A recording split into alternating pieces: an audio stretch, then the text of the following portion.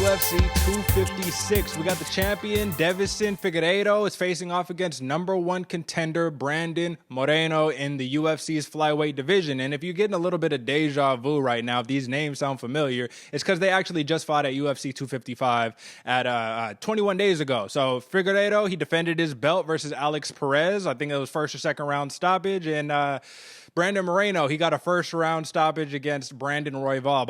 Battle of the Brandons, man. So we got a hell of a card on our hands. I say it every week, but it's true. Just about every week. Even with COVID scrapping a couple of bouts, a couple of our sleepers last week got a little messed up because of the COVID situation. So folks, please bear with us as the UFC is really updating this stuff day to day at the last very moment, right? But let me introduce you to my co-host, AJ. AJ, how are you living, man? Man, I'm living very well down here, Derick. Man, how you doing? I'm doing good, man. And unfortunately, I'm not one of those guys where my mood lives and dies with how well I do in terms of my picks. But I'll tell you what, man, I did pretty good last week, so I'm feeling good, man. So let me actually just give that little recap. Let's see where we stand in right now. Because the Nate Landwehr versus Movsar Evloev and the Montana De La Rosa versus Tyler Santos fights got canceled last week. We're only doing ours out of 4 fights. So you went 2 for 2, AJ. I went 3 for 1. I'm finally catching up to you, man. I'm 14 for 14 on the whole entire shebang, and you 15 for 13. So it's close, man. We keeping it competitive over here. You can't get them right all the time, man. But I did want to talk about UFC Vegas 17, I believe. And, we had Jamal Hill, OSP, Marvin Vittori, Jack Hermansson, man. First and foremost, I want to get your thoughts, AJ, on the OSP versus Jamal Hill fight. What was a big takeaway from you? Just like one major takeaway. Man, one major takeaway for me for that fight, Derick, was Jamal Hill's future. I stand behind what I said, saying that he's a little undersized. You could kind of see OSP was a little bigger, a little meatier, but it only proved that Jamal Hill has a far-reaching future going forward.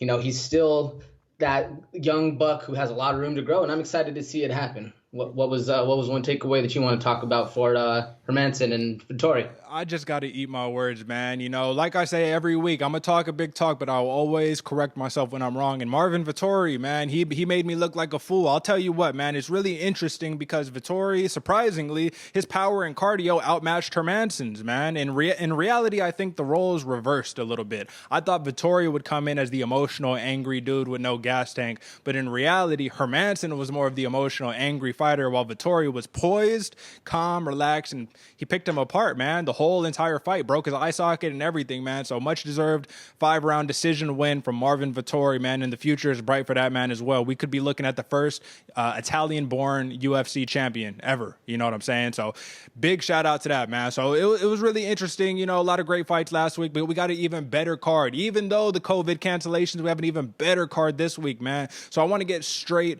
into it, man. AJ, I believe I started off last week, so go ahead, start off with your sleepers. And for a little context, folks, we're only going to do 2 apiece because COVID has ravaged this card. So that's just a little disclaimer. And now what you got, AJ? COVID's the ultimate winner at the end of the day, Derick. That's the message of 2020. But for my first sleeper this week, I got Chase Hooper versus Peter Barrett. Now, this is going to be a scrapper in the 145 division. So Chase Hooper, he had a big test in his last fight against Caceres, especially being dropped early. And I hope he learned from his loss and worked on his stand-up.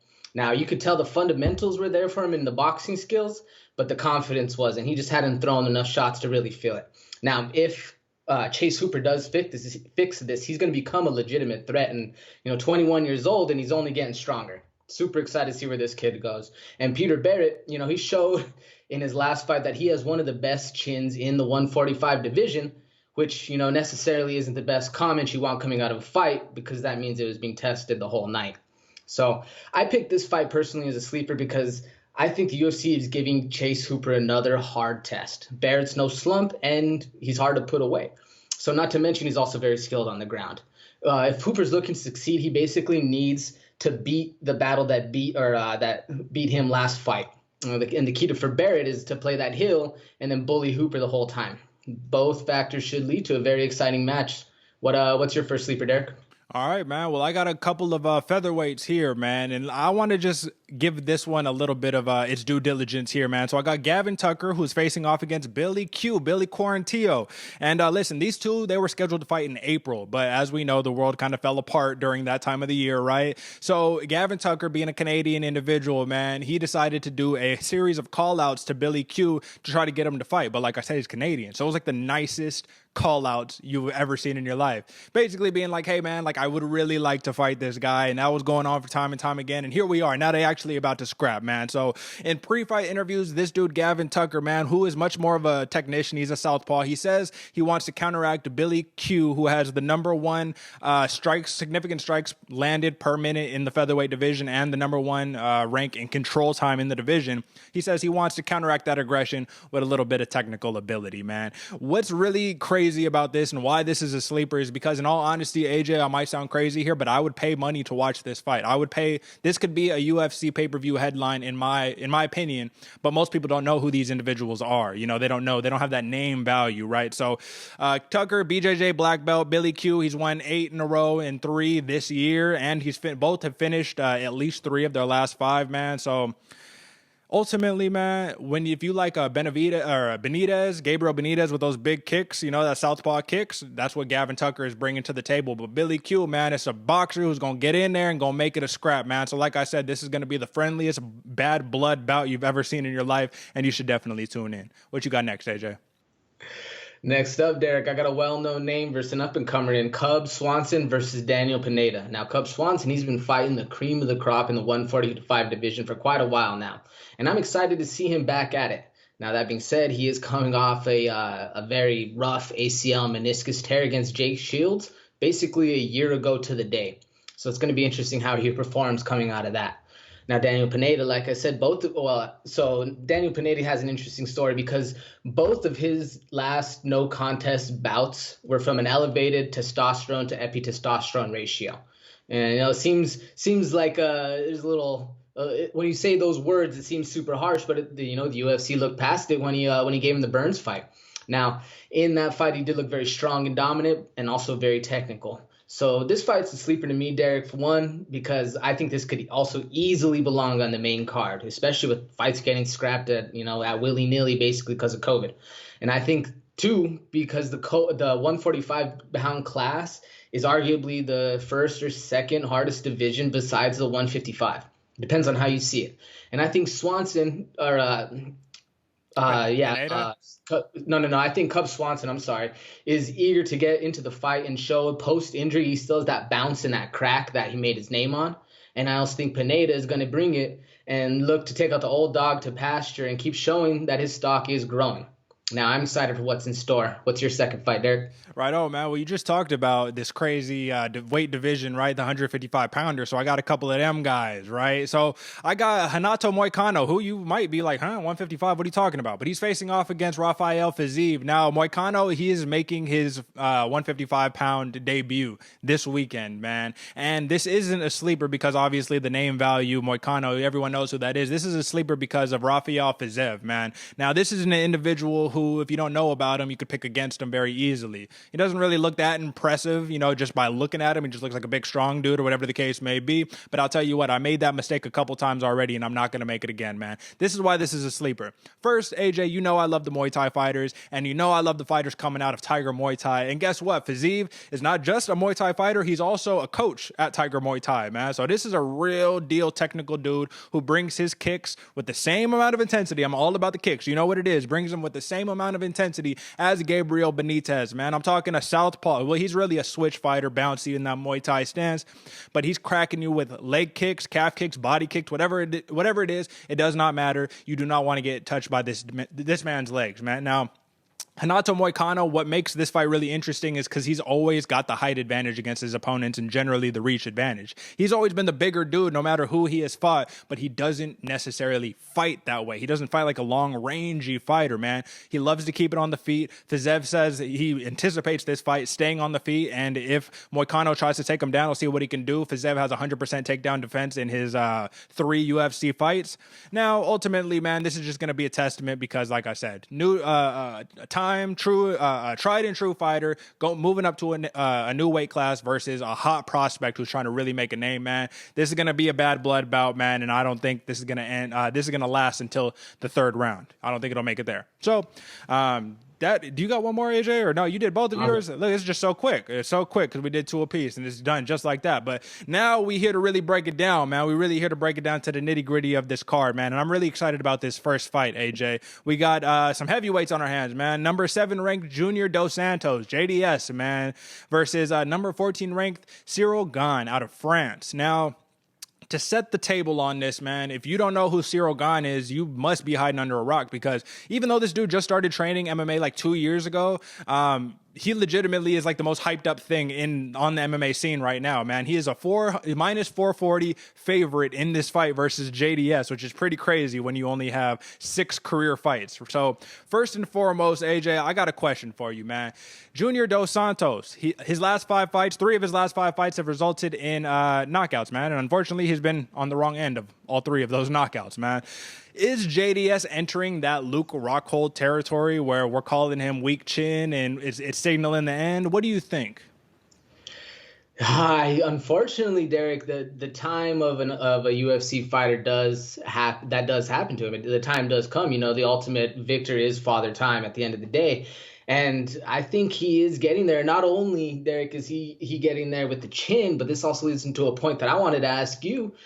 With losing the last 3 out of his 5, do you think that he's on that Yoel Romero chopping block that Dana White's been talking about? Because he threatened that also. So let me answer your question for that, man. I don't think so. And the reason why it's hard, because Yoel Romero, I mean, what could you do more than he's got a bunch of split decision losses and fights that he probably should have won and still got the boot. But JDS is only 36 years old, man. And when you watch the fights that he has lost, he was literally winning the fights until he wasn't, which is the story of the heavyweight division, right? And it's unfortunate. And he even said it in pre-fight interviews. He was like, man, I'm still hungry. I still think I could be a champion, because when I look back at those fights, it's not like I was just getting outclassed the whole time. I just got caught a bunch of with So with your question, I don't think that he will be up for the chopping block next. I mean, it's the UFC. You never know what's going to happen. But I just think that he's too of a high-level fighter right now. If anything, he's a very, very solid gatekeeper, which then kind of translates, you know what I mean, to a question that I have another one, man. This is a great fight, not only because this is a heavyweight fight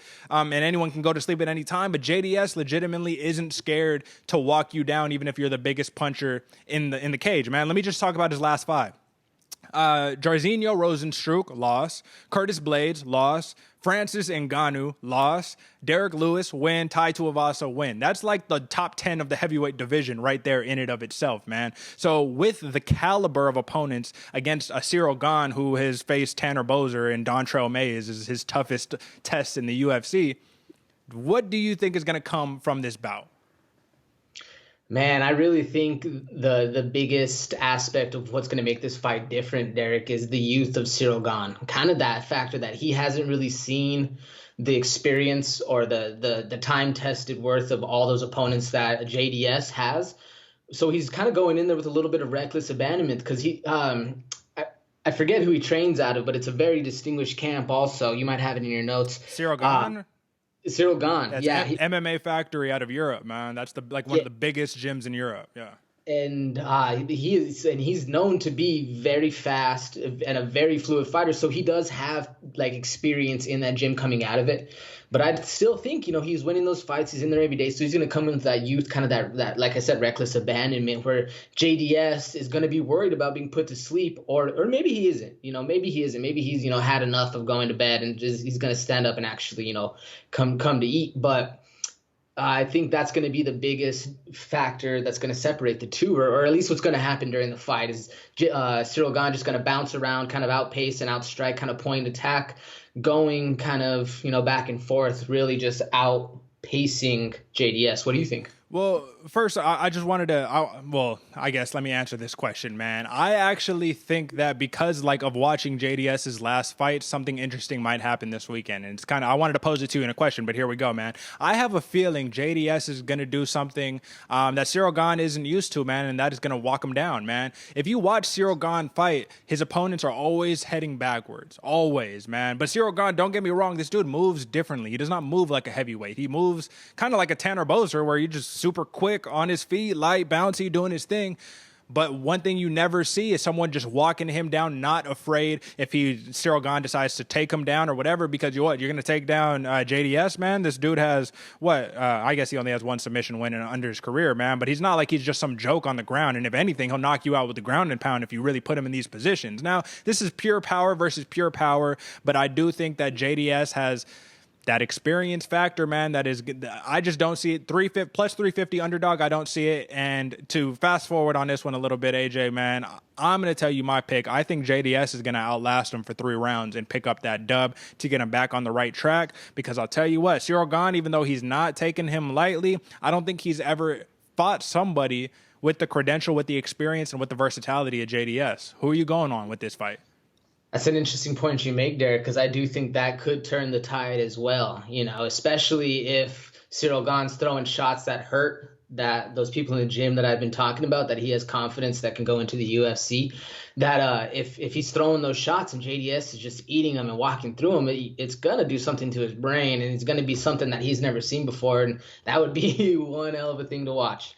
Personally, though, I'm going Gane KO round 3. I think it's just going to be too much and too much of the new class for JDS, unfortunately, because he is one of my all-time favorite fighters. He's got to be everybody's favorite fighter, man. If you grew up watching UFC, you know JDS, man. But right on, man. So let's get into the next matchup. We got another time-tested legend of the sport, right? We got Jacare Ronaldo Souza is facing off against number 15 ranked Kevin Holland, who has finally cracked his way into the middleweight top 15, man. But in all honesty, he probably should have been there for a while now. So let's set this one up, man. This is a matchup where each fighter's biggest strength is their opponent's biggest weakness. Now, Kevin Holland has an 81-inch reach, as Ronaldo Souza, he has a 72-inch reach, man. So it's like striking is totally in favor of Holland. The ground, the clinch, the wrestling, that's going to be completely in favor of Jacare Souza. Now, the question becomes, man, Jacare has 14 submissions and averages about 2.5 takedowns and a submission per fight.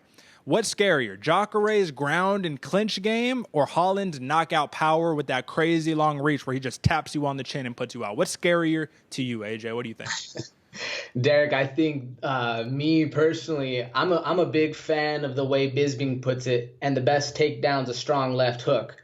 So I think that's the scariest personally, because you can't take a man down if you can't touch his shoulders or his legs, and if his arms are 8, however many inches longer, it's going to be a hard reason to get to him and actually grab a hold and get those hands clasped and get him down. Now, like we said, Kevin Holland's ground game isn't the best, so it's going to be exciting to see. But I do think that the striking game poses more of an initial threat, especially because this fight starts out on the feet. What do you think?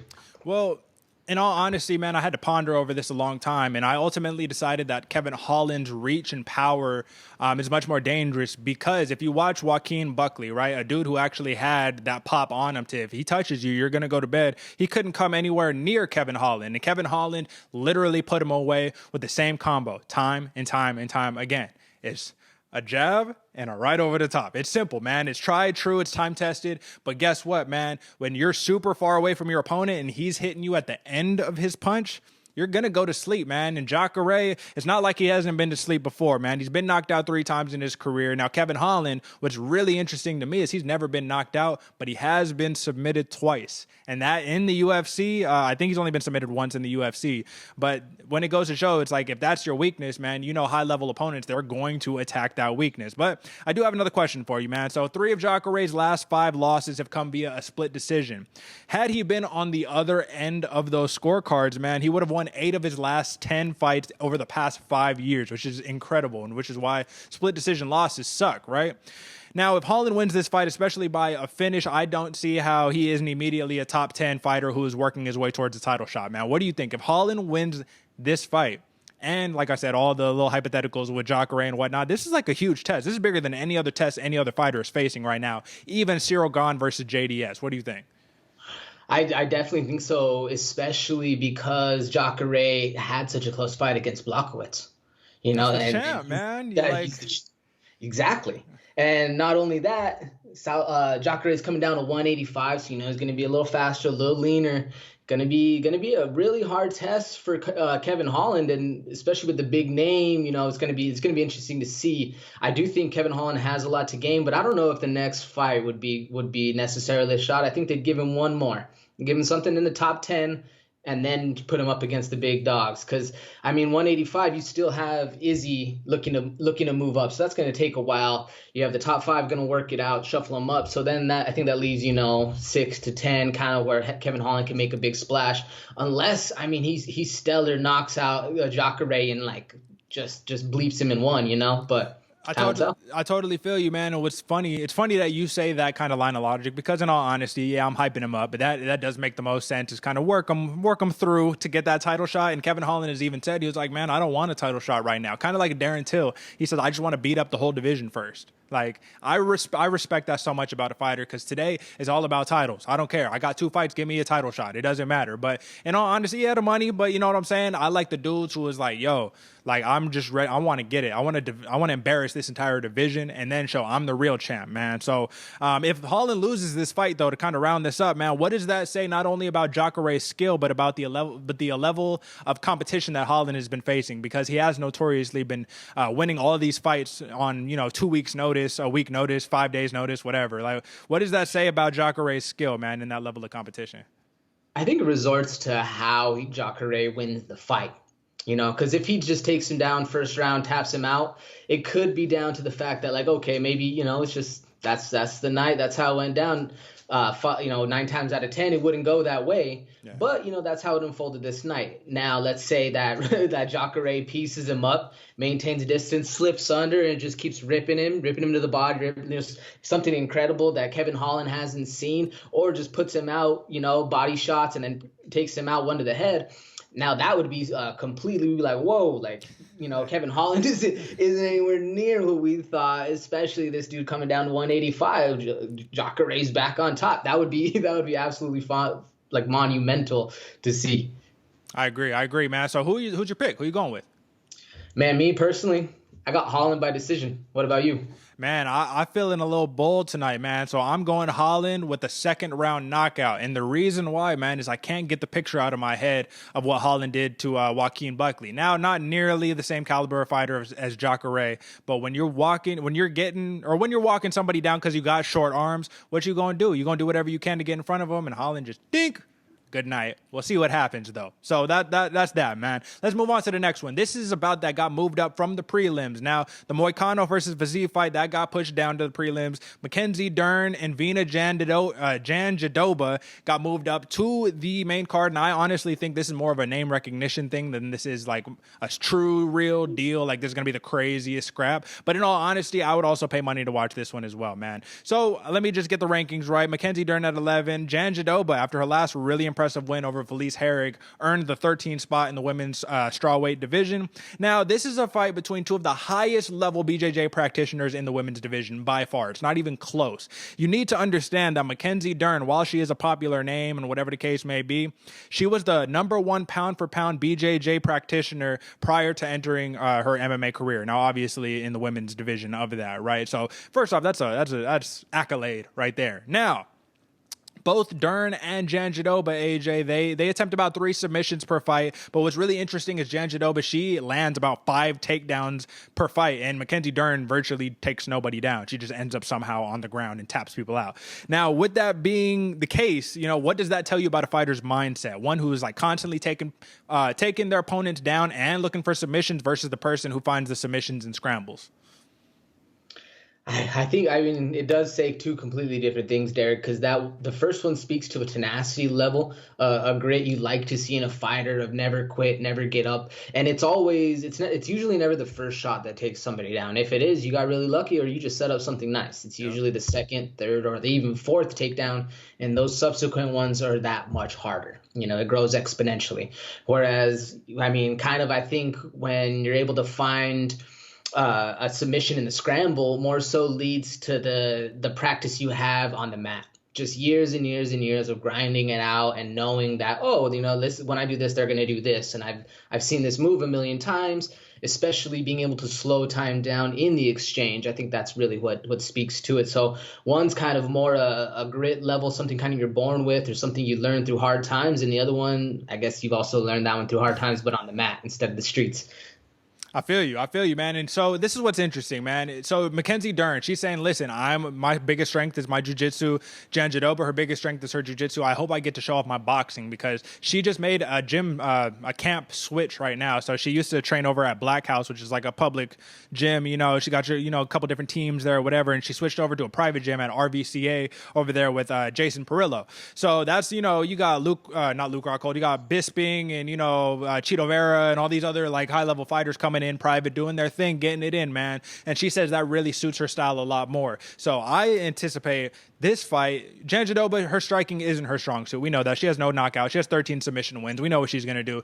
Dern, if she can use the striking, man, this would be really interesting to see what kind of kickboxing or boxing match this does turn into, because she did note that. So the difference between these two in terms of jiu-jitsu, right, is that Jan Jandiroba is more of a fundamentalist, while Mackenzie Dern, you watch her fight, dude, she's looking for heel hooks and omoplatas and all types of craziness, right? And while in MMA, fundamental basic jiu-jitsu generally gets the job done, it's going to be a little bit of a test, man. So I anticipate this being a stand-up war until they get slippery and wet and tired and bloody, and then I think they're taking it to the ground, and it's going to be crazy. Now, with that being said, AJ, Jan Jandiroba's never been submitted, but Mackenzie Dern has been submitted once in her career. Do you think there's a psychological edge with everything that I just noted? I laid it all out there. Do you think there's some psychology that is going to come down in the fight, knowing that, hey, man, I ain't never been tapped. You can't tap me. At least that mindset versus somebody who knows they've quit before, they've given up. Because submitting, while it is responsible, while it's the right thing to do to preserve your health and your body and all that, you quit. That's what you did. That's an excellent point, Derick. And you can notice it really when a lot of people tap to a rear naked choke. It's one of those things where if a lot of people, you choose to go to sleep instead of just taking the easy way out. And a lot of fighters will even tell you, I just quit because I was tired. Or it's kind of an unsung, they're not just going to come out and say that in public, excuse me. It's just kind of a thing. We know you get tired. I'm going to put my arm around your neck. You're going to tap, thanks. It's how it goes. Right. Everybody has their night. But to speak to the mindset about it, it depends on the fighter. Because if you're coming off of it and you've been dwelling on that fact that, man, I can't believe I got tapped. I can't believe I got tapped. Yeah, you're gonna go in. There's a little bit of timidity, a little timidness going into it. Whereas if you're able to grow from it and everybody gets tapped, I get tapped every day, it's not a big problem. I tap other people every single day too. It's how the game plays out. Then I think you're able to grow and able to actually learn from it. But it was an interesting point I heard you say earlier, Derick, because that's what I think the biggest difference for these fighters is Jan Jandiroba might be the more experienced in the ring and have that time of practicing and that fundamentals you're talking about, whereas I think Dern is the more spectacular fighter or the more accredited fighter, or at least Brazilian jiu-jitsu wise. But what sets them apart for me, and I guess this could be the turning point, do you think it plays as big of a role as I'm leading on, is the power of Mackenzie Dern. She's able to take a lot of heat as well as deliver something back that most women don't feel now, especially training at RVCA with all those people like you're talking about. What do you think? I think she's going to have some pop on her shot, man, and I think she's really going to try to utilize that. I think that's her best shot at like mixing it up, right? Because it's like saying, oh, I have Ciro Gane versus Ngannou. You know what both of their strengths are, so let's see if one could mix it up somehow, some way. But the real difference isn't necessarily just going to be the stand-up boxing, in my opinion, man. I think the clinch is going to play a big role, and the ground and pound is going to play a big role in this fight, because Jan Jandiroba, while she isn't as experienced in the stand-up striking as Dern is, she doesn't got the same power that Dern does. She does have some solid ground and pound, which I don't really see from Dern. I see Dern try to be offensive-minded submission-wise, as opposed to I'm going to get you in half guard and I'm just going to smash your face, which there's a time and place for everything, man, right? Like, you can't always resort to that, and depending on the opponent, you might not even get that opportunity, man. But to wrap this one up, man, who are you going with and why? Me personally, Derick, this one is a very interesting match that can be basically a coin toss. I think this is a great opportunity for both fighters. moving forward in the women's division. Personally, though, like I said, I think either one can win, and I want to see Mackenzie Dern win because I'm a Mackenzie Dern fan, but ultimately I'm going Jandiroba by decision because I think the judges might screw up another one, and 2020 has been crazy. So I'm throwing a curveball just to see if I can match another curveball. What you got? Sometimes you got to take a risk, man. That's the only way you get to upset, right? But I'll say this, man. I had to take my personal emotionally vested interest out of this because Jandiroba is one of my favorite prospects that there is, and Mackenzie Dern, clearly, man, since she came onto the UFC scene, I've always been a fan. But listen, man, Jandiroba is a plus 165 underdog, and Mackenzie Dern is a minus 190 favorite. And when they asked her in pre-fight interviews, what exactly are you fighting for tonight? She says, I'm fighting to be named and crowned as the best women BJJ practitioner in the UFC. So for that reason, and because she was the #1 women pound for pound BJJ practitioner prior to her MMA career, I'm going Mackenzie Dern, and I'm going to submission in round 3, man. I think they're going to get them tired, you know what I'm saying, and get them where they most apt to tap, which is, like you said, man, you're just tired. It's not always because you can't breathe. It's not always because of, it hurts so much. It's literally just exhausted and you just want it to be over. And it's unfortunate. And if you don't know what it's like to be put in a choke and have to submit or just go to sleep, man, you should, I don't say you should, but yeah, you probably should, man, to see, because it's not as easy, looking at it as an observer. And I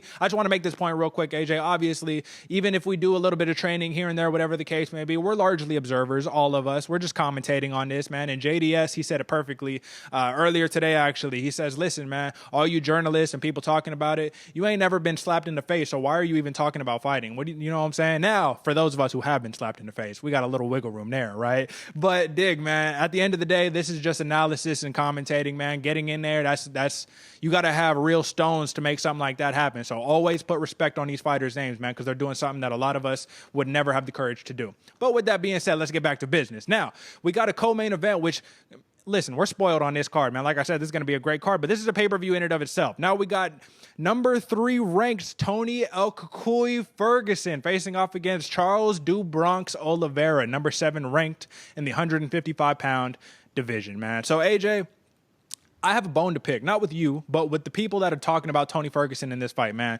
You said something last week, and it didn't end up being, the correct result. But you said, when I talked about OSP, you said, oh, man, how soon they forget. And listen, man, while it didn't work out for OSP, how soon they forget, man. It's a perfect phrase regarding this matchup. I really don't understand how Tony Ferguson can win 12 straight fights over the course of 7 years, then lose to the former interim lightweight champion in Justin Gaethje, right, who had the best hands in the division. And now we're hearing things like, oh, is Ferguson done? Is he at a crossroads? How soon they forget, man? What more can you do? You lose a one fight and all of a sudden you're done. I don't understand it. And also, I think the odds makers, the Vegas people, they're just letting y'all run with this, man, because Tony Ferguson is a minus 170 favorite in this fight. So I just needed to address that, because when I read that, I just didn't understand. Now, with that being said, man, let's talk about it. On paper, these are evenly matched fights, man, but who do you give the edge to in this fight in terms of their overall capabilities? That's a funny question. I was actually asked that earlier today, just chopping up with my buddies. And it sounds crazy when I say it out loud that I'm going to give the overall advantage skill-wise to Charles Oliveira. It sounds crazy because, El Cucuy's been on a run, like you said, 12-fight win streak, only lost it to one of the considerable GOATs, Justin Gaethje. And you can't even blame him because he didn't even quit that fight. He just got pieced up so bad that Dean saw what was going on. He knew this guy's not going to quit. Like, I saw he broke something. It's over. So I think, Charles Oliveira has really well-rounded skill, and, he's been time-tested, especially his, proven in the 155 division. Now, El Cucuy is not something to scoff at, man, especially because, like you said, the media, I was watching an interview with him earlier, and he was really had a bigger chip on his shoulder, bigger than normal, about how he feels like an outcast and everyone's talking shit. And that the haters are fueling his fire, and that's, man, one scary person to be across the cage from, because he's coming to eat your lunch and he's got a full gas tank. That's it. That's it right there. So that's one of the narratives right here. This entire narrative of the fight is just going to come down to cardio, right? Tony Ferguson, that's a 5-round monster at all given times. It does not matter, right? His cardio will last. And we even saw in the Gaethje fight, while he did slow down a little bit, man, 5th round, he's ready to rock, man. You know what I'm saying? Or 4th round, whatever. You know, you get to those late rounds, you're ready to rock. He's ready to go. Now, Charles Oliveira, I don't know if we can necessarily say that same thing. I think he's most dangerous in the 1st round. And then after that, things start to really taper off. But at the end of the day, man, he's finished all of his last 5 opponents. But that's where we got to pause a little bit, right? Because let's just take a quick look at past 5s, right? Tony Ferguson, Justin Gaethje, that was a championship fight, lost. Donald Cerrone, win. Anthony Pettis, win. Kevin Lee, win. Rafael Dos Anjos, win. Now, Oliveira, Kevin Lee, win. So that's common opponent. Both of them beat Kevin Lee. You know, poor Kevin Lee. Shout out to him. Jared Gordon, win. Nick Lentz, win. David Taymor, win. Jim Miller, win. Now, you tell me, AJ, that's a quite noticeable difference in skill level of competition, correct? Oh, agreed, 100%. Only basically 2 recognizable names for the nomenclature, you know? So with that being said, man, that's another thing where I'm like, wow, you're super impressive, dude. You got 19 submission wins, 8 knockouts and all that, but like, who exactly are you fighting? You know, you're not, I just don't think this dude is Tony Ferguson level, but I got to give respect because obviously we saw last week, I gave way too little respect to a Marvin Vittori. So you can never count any of these people out. But I do have another question, man. So on paper, right, this is like a striker versus grappler matchup on paper, right? Tony Ferguson would be the striker, Oliveira would be the grappler. But when you dive a bit deeper, either fighter, they can end the night regardless of where you are in the cage. Any position, they could end the fight, right? So I've noticed that Oliveira is truly at his best when he is creating crazy scrambles and then being offensive-minded with the submissions or whatever off of those scrambles. That might work against average UFC competition. I'm not saying who he's fought is average, but not the highest of high-level competition. But Tony Ferguson, he's not an average opponent, and he's most comfortable in the chaos of the fight, right? Doing Imanori rules and throwing elbows and in the clinch, and I'm on my back, and then I, switch position, and I did all this. That's where Tony Ferguson thrives, man. So if Tony Ferguson thrives where Oliveira is at his best, you said Oliveira, and, just fair for the sake of the argument, you said Oliveira is probably the more overall skillful, right? In terms of what I just laid out. Who are you giving that edge to, man? Because when somebody is better than you at what you do best, that's never a good recipe, right? No, never a good, and it's actually a heartbreaking recipe. When you go out there and you know that you have this one trick to pull out of your bag, and this dude beats you to it and says, no, I know that one. Hold on, let me show you this. That's a game crusher, Derick. I think that will go into play, especially because Tony Ferguson has seen a lot of heat and a lot of different things out there. But let me ask you this, Derick, what do you think that plays into more of the effect, or do you think the fact that this, like you said earlier, cardio is kind of a big thing, but this is a 3-round fight. This is a co-main, this isn't a main event. They don't have to go 5.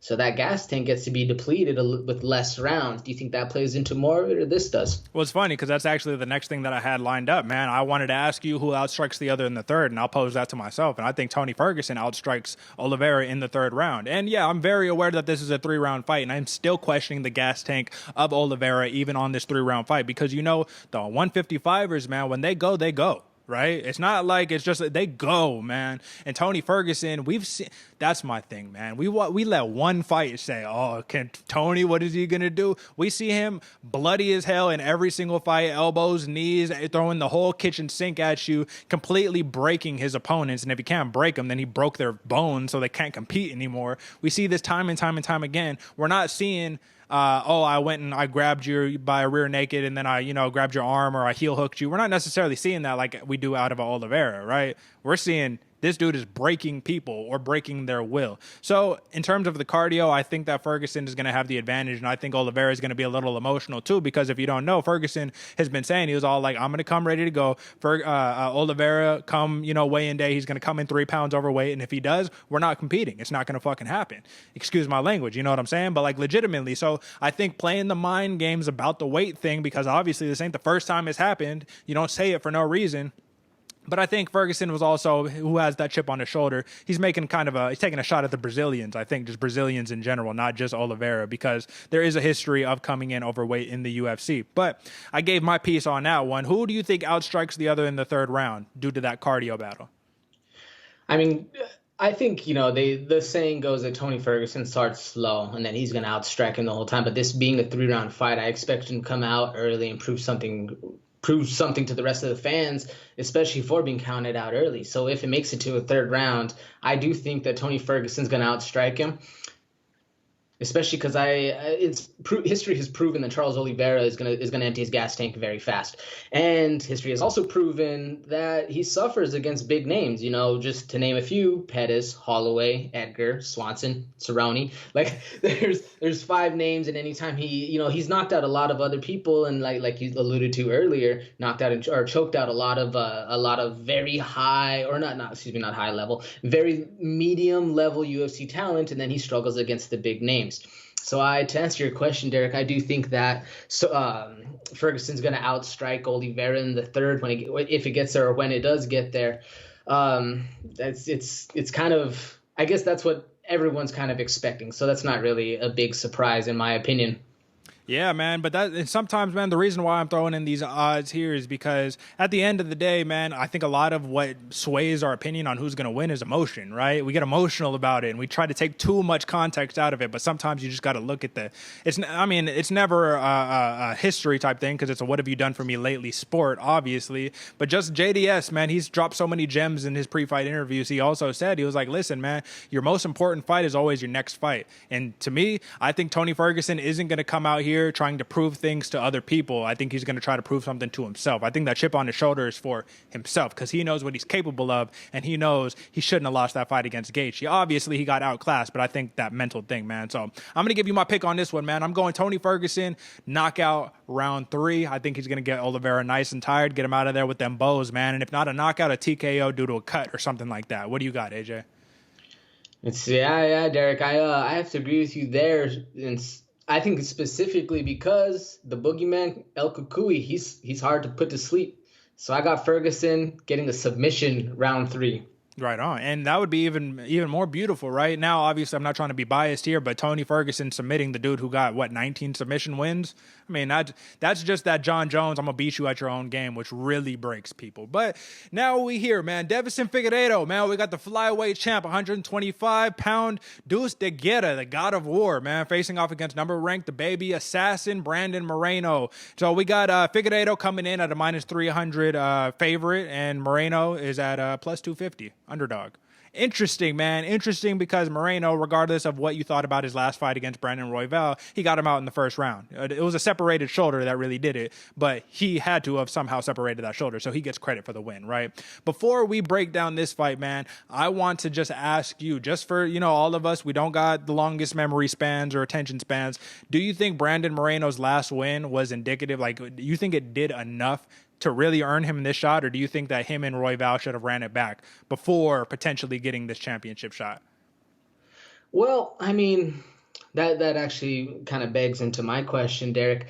So I do think he did do so the last fight was very, very back and forth and very short. So we just didn't necessarily get to see exactly his whole, his plethora of his entire work, I guess is what I'm trying to say. But I think his career in the last 5, even though he had a draw against Askarov, that's where he has necessarily put in the hard work. Moreno, I'm talking about, because a lot of people were saying that Moreno deserved the shot against Figueiredo instead of Perez. And I think that was actually one of the narratives we were talking about. And that's what I was going to ask you. Do you think he actually deserved that shot then? And is this kind of the UFC being like, hey, short notice, bro, he finished his dude early, you finished your dude early, we all know y'all should have fought last, pay-per-view. Here's the do-up, man, my bad.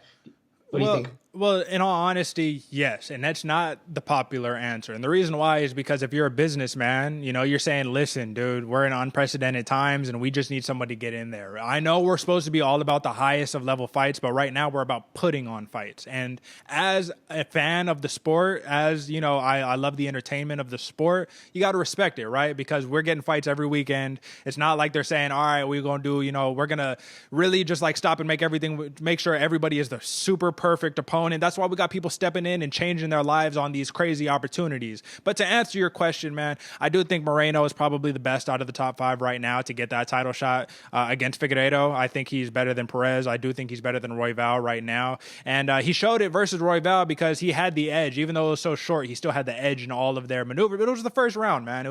There's so much that we didn't see. And ultimately, man, I have seen this. There's something that I have seen for sure, and that's Deiveson Figueiredo. When he turns it up in the cage, there's nobody in that division that could stop it. There's nobody. And I have a really interesting stat for you, AJ. Did you know that although Figueiredo, he's finished 4 of his last fights by a knockout or a submission, including 3 title fights in there, he's gone to decision 3 times in his 21-fight career, and that's it. He's only passed the second round 3 times in his entire career. Is that not kind of crazy? He's the champ. That's what you want as a fighter, you know, because you never want to leave, especially nowadays with the trend that seems to be happening in the scorecards. You never want to leave it to the judges, especially when they're boxing judges, not to call any of them out. But, True. You know, that's what you want, man. You don't want anybody. You don't want to leave it. You want to be undisputed. That's why they call it that. Not a question that you were the best. Not even it went to a decision. This dude only went to a decision 3 times in 21 fights. That's absolutely amazing. But so I feel you, and yes, that's an interesting way of spinning it, because I didn't have positive connotation in my head. While I thought that was super great and like, dude, you're a savage, you're killing everybody. It just scares me, man. You're a champ now, and you ain't gone 5 rounds, not once. You're the champion, dude. Like, that really scares me, because if you're a very experienced fighter and you're begging for that title shot, and you know you have that cardio, and you know the cardio is going to be an issue for Figueiredo, which, you know, that's always what we hear. We never see it because it never lasts long enough for us to see it. But I'd be really, I'd be making sure I'm hitting that road work if I'm Figueiredo, because that's what scares me, man. Brandon Moreno can go. You know, he has that gas tank. He has that cardio. And these little guys, I mean, these are 125ers, right? Yeah, 125. These are small guys, man. You know they're going to make it happen, and it's going to be nonstop action from start to finish. But I have a question for you, man. Let's say this fight lasts, to the 4th or 5th round. Who do you think will be the fresher fighter going into the 4th or 5th round? And I'm going to answer first. And I think it's going to be Moreno by far, because Figueiredo does something that nobody else does in that division. He throws good night punches on every single combination. Every single combination is a fight ender. You know what I'm saying? So who do you think is going to be a little more fresh in like the 4th, 5th round? Man, it's funny you mentioned that he's throwing heat from the jump, because that is his MO, and that's one reason he's really starting to draw attention in the 125 division. Whereas, you know, Triple C seemed to be kind of fake and playing the bad boy role. Figueiredo's the real deal, man. You don't want to get on his bad side. He'll punch you in the streets. Now, in the 4th round, though, that's where those late rounds, even the 3rd and the 4th and the 5th, if it gets there 100%, you got to give it to Moreno, because he's been proven in there. And you know, we said this in the last at UFC 255, he's got that Mexican heart. Oh, yeah. So, you know, he's got no give. He's not going to give up, and he's going to sit there and eat all the shots that Figueiredo has if he can. And those late rounds are going to be where the money's made for him.